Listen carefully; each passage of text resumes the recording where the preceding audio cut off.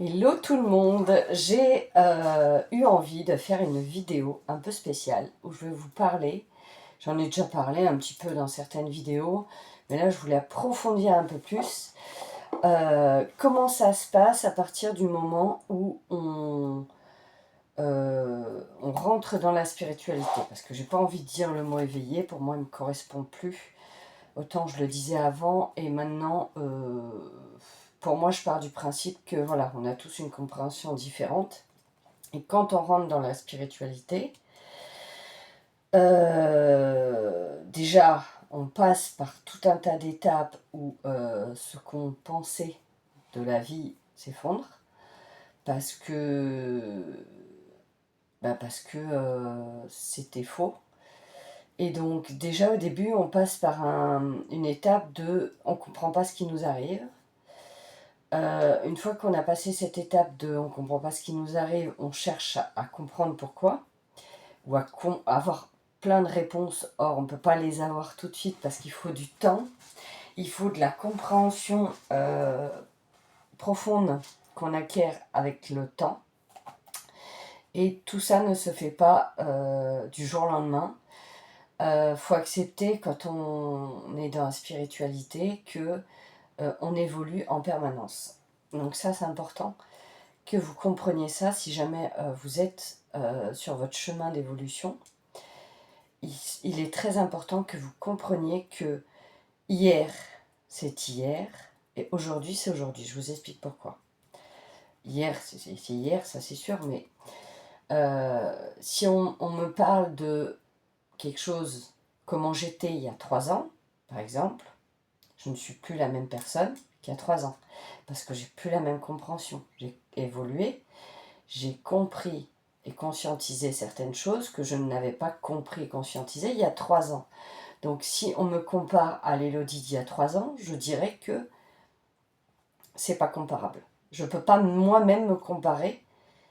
Bien sûr, je peux me comparer d'il y a une semaine. L'évolution ne sera pas énorme. Mais quand je disais hier et aujourd'hui, c'était pour vous faire prendre conscience que toute notre vie en évolue, ça on le sait.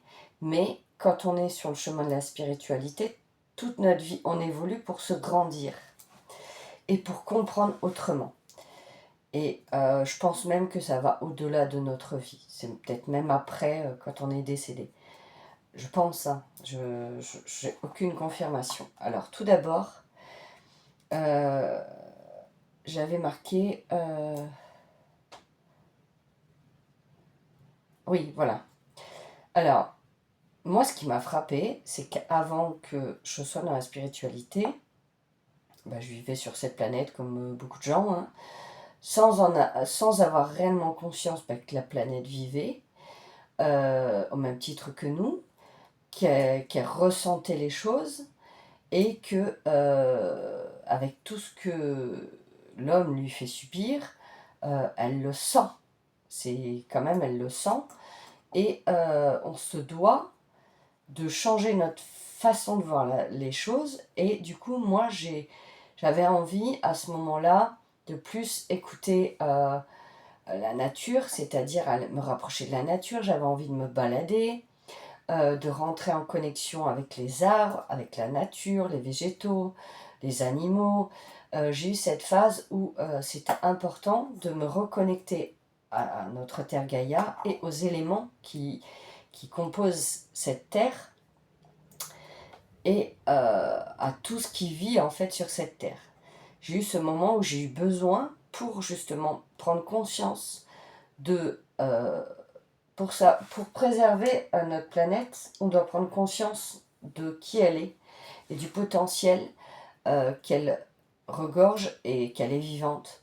Et donc cette phase-là a été importante pour moi et m'a fait du bien parce que du coup ça m'a permis cette connexion avec les éléments. Donc il y a eu cette phase-là. Il y a eu aussi beaucoup de guérison envers moi-même. Euh, je me guéris en pleurant. J'ai besoin d'évacuer les choses. Euh, et donc, quand on est dans la spiritualité, en fait, c'est une spirale. Donc cette spirale, au début on est en bas, et plus on se guérit, et plus on monte. ça se fait progressivement, hein. Il n'y a pas de... Il n'y a pas de concours, il n'y a pas de... Voilà, il y en a un qui est plus haut que l'autre, on avance tous au niveau qu'on a besoin ou qu'on est capable d'avancer. Donc il n'y a aucune comparaison possible entre les personnes. Je tenais quand même à le dire. Et donc du coup, on avance, on guérit certaines choses, on continue d'avancer. Et en fait, plus on avance, plus il y a des choses à guérir et des choses de plus en plus douloureuses. Voilà. Pour moi, c'était mon ressenti comme ça. Après, chacun, ça dépend du passé que vous avez, ça dépend de la vie que vous avez eue. Et donc du coup, une fois qu'on a traité ces choses-là, c'est derrière nous. Dans le sens où c'est pas juste on a pleuré et en mode dépression et au final le problème est toujours là. Non, c'est par nos larmes, on s'est auto-guéri. Moi, en tout cas, par mes larmes, c'est comme ça que ça fonctionne chez moi. Je ne sais pas chez les autres, mais par mes larmes, ça m'auto-guérit. Donc ça a été vachement... ça fait 4 ans que je suis dans la spiritualité et pendant 4 ans, j'ai évacué et je pense que j'évacuerai encore pendant quelques années. Le plus gros, je pense, a été fait parce que j'ai évacué des bons gros dossiers. Mais voilà, c'était pour vous expliquer un peu le fonctionnement, comment ça marche. Donc on s'auto-guérit pour justement avancer en conscience. C'est pour ça que je vous disais, l'Élodie d'il y a 3 ans n'est plus la même que celle-ci parce que entre-temps, cette Élodie qui est présente devant vous, devant cette vidéo, elle a avancé, elle a évolué, elle a compris des choses différemment. Donc, ça ne peut pas être la même Élodie, c'est pas possible. Donc, ensuite, il y a l'évolution consciente progressive. Du coup, forcément, ça amène une évolution de conscience. On se pose plein de questions, on a envie d'apprendre sur des êtres qui ne sont pas de cette planète, comme les Pléiadiens, les Arthuriens, on a envie d'apprendre leur histoire, on se pose beaucoup de questions sur qu'est-ce qui s'est passé au niveau civilisation pour l'être humain, qu'est-ce qui se passe actuellement, ce qu'on appelle le nouveau monde. Voilà, on s'intéresse à plein de choses, dans plein de domaines différents. Et ça peut être aussi, on va s'intéresser à l'énergétique, on va s'intéresser au tirage de cartes, à la médiumnité. Voilà, tous ces dons, toutes ces capacités s'ouvrent. Et du coup, on a envie d'utiliser nos capacités parce que on se dit que, moi personnellement, je me suis dit, pourquoi on m'a donné ces capacités si c'est pour les garder au fond du tiroir? Je vois pas l'intérêt. Et j'avais ce besoin d'aider. Donc c'est pour ça que j'ai monté mon autre entreprise, que je fais des soins, que je fais des tirages de cartes et tout ça. J'avais ce besoin que ça me serve à aider, en fait, à aider les gens autour de moi, ceux qui en ont besoin. Ça devenait pas une obligation, mais un réel besoin profond que je ressentais dans mon corps. Donc il y a cette évolution de conscience, du coup. Et je vais aussi vous parler d'une étape qui arrive au début. Enfin au début, après tout est relatif, mais au début, en fait, quand on découvre tout ce qui est la méditation, les moments où on se met en présence dans notre corps, il y a des... En fait, c'est tellement bienveillant, on ressent tellement d'amour de la part du divin, qu'au début, on a tendance à rester perché. Je vous explique. C'est tellement douloureux de vivre sur Terre, avec tout ce qui se passe sur Terre, les guerres, les personnes malhonnêtes, le fait qu'on ait du mal à s'en sortir, enfin, tout ce qui se passe sur Terre, c'est tellement douloureux que de ressentir cet amour profond, de ressentir tout ce que le divin nous apporte, ben c'est tellement mieux que ce qui se passe sur Terre qu'au début, on a tendance à être perché, à vouloir tout le temps être en haut. Moi, je me mettais des écouteurs avec de la musique en 432 MHz et je restais des heures comme ça. Et après, bien, au fur et à mesure du temps, voilà, on passe tous par cette étape où on a envie de rester que là-haut, quoi. Mais sauf qu'on est ici sur Terre. Et donc, on ne peut pas rester là-haut. C'est pas possible. Même si c'est super, mais on restera là-haut quand on sera mort. Pour l'instant, on est ici sur Terre et justement, on doit faire descendre cette lumière et s'ancrer à la terre. Et d'où ce qu'on appelle l'alignement. Et c'est important de passer, on passe tous par ces étapes-là. Il y en a qui vont y rester plus longtemps que d'autres, et c'est ok, c'est juste. Chacun évolue à son rythme. Et voilà, c'est quand même important que vous compreniez, si vous traversez une période perchée, bah, traversez-la. Hein, de toute manière, on est obligé de passer par là parce que c'est tellement divin. Voilà, le terme est voilà, tellement beau, tellement rempli d'amour, un amour qu'on n'a jamais connu, que bah, on a envie de rester là-haut. Et c'est humain, je pense. Enfin, c'est humain, je sais pas. Mais bon, en gros, faut quand même redescendre les pieds sur terre, tout en ancrant notre lumière. Et plus le temps va passer, plus on va apprendre à, bien sûr, rentrer dans notre présence quand on a besoin, c'est-à-dire quand on a besoin de se ressourcer, faire des méditations, des soins pour soi-même ou pour les autres. On rentre dans notre présence, mais une fois que le soin, la méditation est faite, hop, on revient à notre vie et on fait ce qu'on a à faire tout en étant aligné, ancré, protégé, voilà, tout ce qui va avec. On apprend justement quand on est dans la spiritualité, on apprend à purifier sa maison. Chose qu'on ne faisait pas avant, hein, parce qu'on ne savait pas qu'il fallait purifier sa maison. On n'était pas dans l'énergétique. Non, c'est pas qu'on n'était pas dans l'énergétique, c'est qu'on n'était pas conscient qu'on est fait d'énergie. C'est pas la même chose. Et que du coup, qui dit énergie positive, énergie négative. Donc de temps en temps, il faut purifier son lieu de vie, le lieu où on travaille.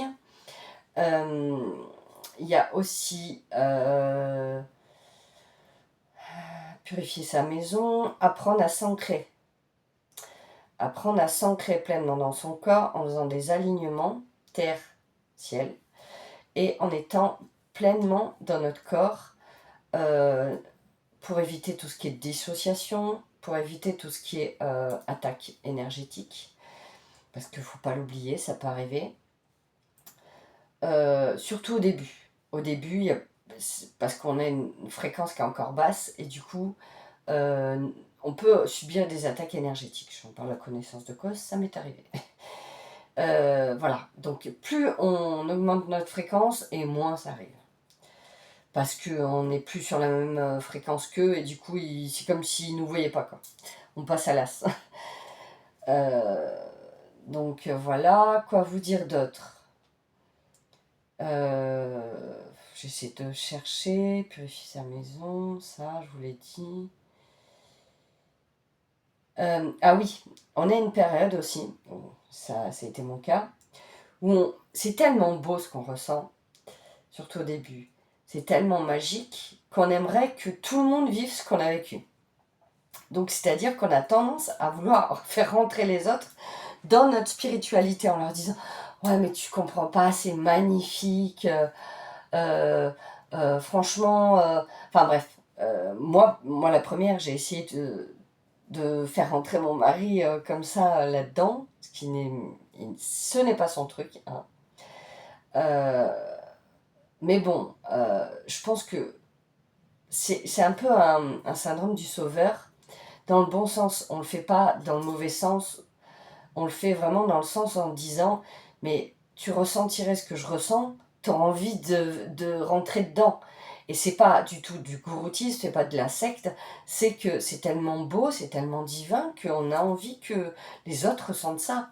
Or, tout le monde n'a pas la même capacité de conscience et pour certains, ça n'arrivera jamais parce que c'est pas leur mission.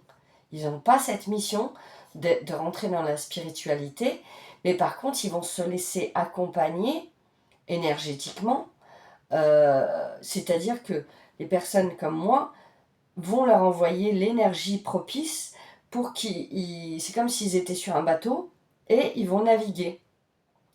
Continuer à naviguer sereinement, même s'ils ne sont pas au courant de tout ce qui peut se passer énergétiquement, tout ce qu'on peut faire pour être dans la lumière, tout ce qu'on peut faire pour aider Gaïa, voilà. Donc, Voilà, j'essaie de réfléchir si je pense à autre chose que j'aurais pas oublié, parce que c'est possible que j'oublie quelque chose, hein. Il y a tellement de choses qui se passent quand on est connecté que... Alors, je vais revenir sur un truc. Vous êtes des êtres divins, et je dis ça sans prétention aucune, hein. On est tous sur la même planète, on est tous des êtres divins, qu'on en ait conscience ou non. Il n'y a pas de plus élevé, moins élevé, ça n'a aucune importance. On a tous des capacités et on a tous une lumière en nous. Et on a tous la capacité d'ouvrir notre cœur, d'accord? Il y en a qui le feront, il y en a qui ne le feront pas, c'est ce que je vous ai dit. Mais si je vous dis ça, c'est pour que vous preniez conscience que ce n'est pas mental. Faut pas se dire ah mais je suis un dieu, ah je suis trop beau, je suis trop belle. Non, c'est pas ça. C'est pas du tout ça. Si vous êtes là-dedans, c'est pas du tout ça. Oui, vous êtes des dieux, divins, c'est-à-dire Dieu, mais vous avez des capacités qui vous aident dans votre vie déjà pour vous, et après vous pouvez les mettre au service des autres, mais on a tous un chemin de vie, une chose, qu'on ait conscience ou pas, on a tous ouais, une mission, un petit peu ce qu'on appelle mission de vie. Moi j'ai su il n'y a pas très longtemps ma mission de vie, elle n'a rien à voir avec ce que je pensais. Après elle est tout à fait honorable et tout à fait bienveillante, voilà. Là-dessus il n'y a pas de souci. Mais elle n'a rien à voir avec ce que je pensais. Moi, je pensais que c'était justement le fait d'être entrée dans la spiritualité. Je pensais que c'était ça mon chemin de vie. Je pensais que d'avoir monté mon auto-entreprise, je pensais que c'était ça mon chemin de vie. Or, c'est pas ça. Mais ça aide à mon évolution et ça m'aide moi personnellement parce que j'aime ça, j'aime aider les gens et voilà. Mais ne pensez pas que votre chemin de vie c'est professionnel. Ça peut, comme ça peut pas du tout être professionnel. Ça peut être une façon que vous avez d'être. Et cette façon que vous avez d'être avec les autres peut être en rapport avec votre chemin de vie. Voilà. Je vous donne un indice, je vous dirai pas la mienne, c'est cadeau, je la garde pour moi. Je crois qu'elle est bien complète cette vidéo. Écoutez, je crois que j'ai rien d'autre à dire. J'espère qu'elle vous aidera pour les personnes qui veulent un peu plus comprendre ce que c'est que la spiritualité, comment on passe par certaines étapes. Voilà, je crois que j'ai tout dit à peu près. Alors, sachez que il n'y a pas de retour en arrière, et c'est pas dans le mauvais sens. C'est, en fait, on a tellement appris à se connaître et à se respecter et à avancer avec nous-mêmes que la personne qu'on était avant ne nous intéresse plus, en fait. C'est pour ça que je vous dis qu'il n'y a pas de retour en arrière. Dans le sens où moi, l'Élodie que j'étais il y a 4 ans, non. Je voudrais pour rien au monde revenir à cette période où j'étais terrorisée, où tout me faisait peur, où je me rendais malade de tout. Ah non, ah non, non, non, non, non, non, c'est fini, celle-là, elle est partie depuis longtemps, là. Donc c'est ça que je veux vous dire. Il n'y a pas de retour en arrière, mais en positif, pas en négatif. Donc, après, ouais, ça peut vous amener aussi, oui, il y a autre chose que j'ai oublié de vous dire. Pour les personnes qui sont sensibles aux pleines lunes, aux nouvelles lunes, des fois, il peut y avoir des périodes d'insomnie. Pendant quelques jours, votre sommeil peut être perturbé. Moi, c'est mon cas. Pendant longtemps, je ne comprenais pas pourquoi des fois je dormais très bien et des fois je dormais très peu. Et c'était par phase, en fait. Et maintenant, je sais que je suis très sensible à l'énergie de la nouvelle lune, de la pleine lune, et que du coup, ça influe sur mes cycles de sommeil. Et des fois, j'ai des nuits où je vais dormir 2-3 heures. Et ça peut durer pendant 2-3 semaines comme ça, et c'est comme ça. Et il n'y a rien à y faire. Il faut juste attendre que ça passe. Voilà. Donc, voilà pour les messages que j'avais à vous transmettre. Écoutez, je vous fais de gros bisous à tous. Et puis, je vous dis à très très bientôt dans une prochaine vidéo.